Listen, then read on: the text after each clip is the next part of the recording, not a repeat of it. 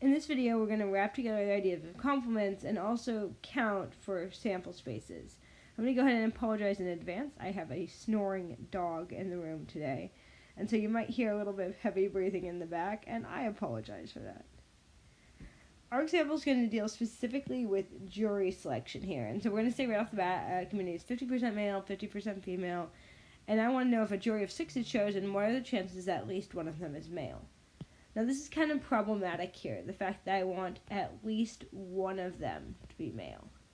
And the reason why that's problematic is because when we talk about at least one, that could mean, well, exactly one is a dude. Could mean 2 are male. Could mean 3 are male. Or 4. Or 5. Or 6. And these are a lot of different options, and so that is, if I wanted to find the probability that at least one of them is male, I'd have to find each of these, and then after I find each of them, I'd have to go ahead and I'd add them together, and that seems like a ton of work.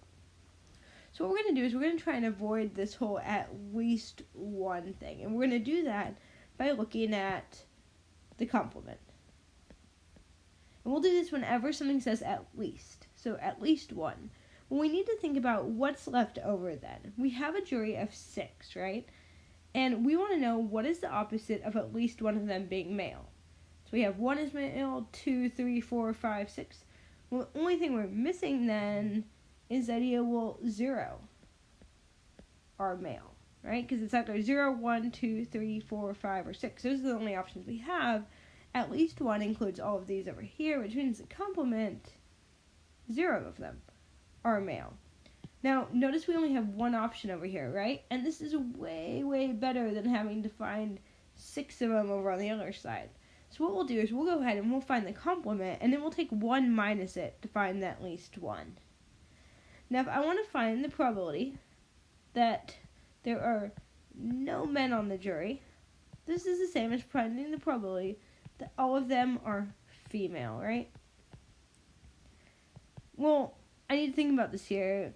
When I think about the idea of them all being female, I need to list out the ways that could happen. And, well, if all of them are female, the first would have to be female, right? And the second, and the third, and the fourth, and the fifth, and the sixth. That's the only way that could happen. So that is, there's actually only one option where all of them are female.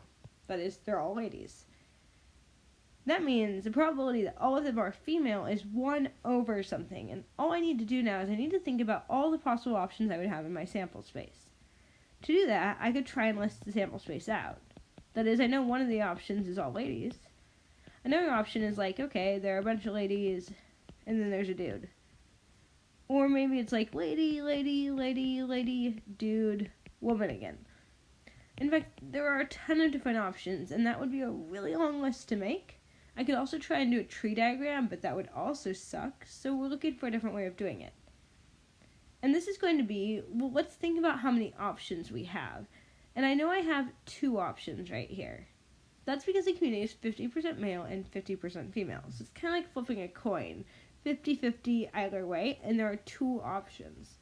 So I'm going to take 2. I also know it's like flipping that coin 6 different times, because I'm choosing 6 different jurors. So in reality, this is like taking 2 to the 6th power. Or 64. So that is, if I listed out all these options, I would actually have 64 of them. And using that then, and bringing that back over here, I now know that I have 1 jury that's all female out of 64 possibilities. So the chances there are no men on the jury is 1 out of 64, or 0.0156. That is, in reality, there's a 1.56% chance of having no men on the jury. This wasn't my original question, though, right? My original question here, all the way back at the top, is what are the chances of at least one of them being male? Well, this is the chances that there are no men. And once again, this is a complement of having at least one. So if I want the probability of having at least one man, all I would do is I'd take 1 minus the probability of having no men, since it's the complement. This would be 1 minus 0.0156 or 0.9844. That is, there is a 98.44% chance that a randomly selected jury of 6 will have at least one dude on it.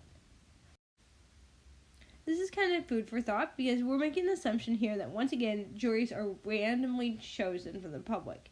And this may or may not be the case, as we'll look at later on.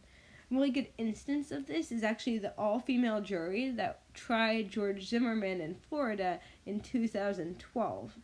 It's been said that that jury was chosen for a very specific reason and that they actually served, or maybe didn't serve, that function. Check out the link below to see exactly kind of what went down with this.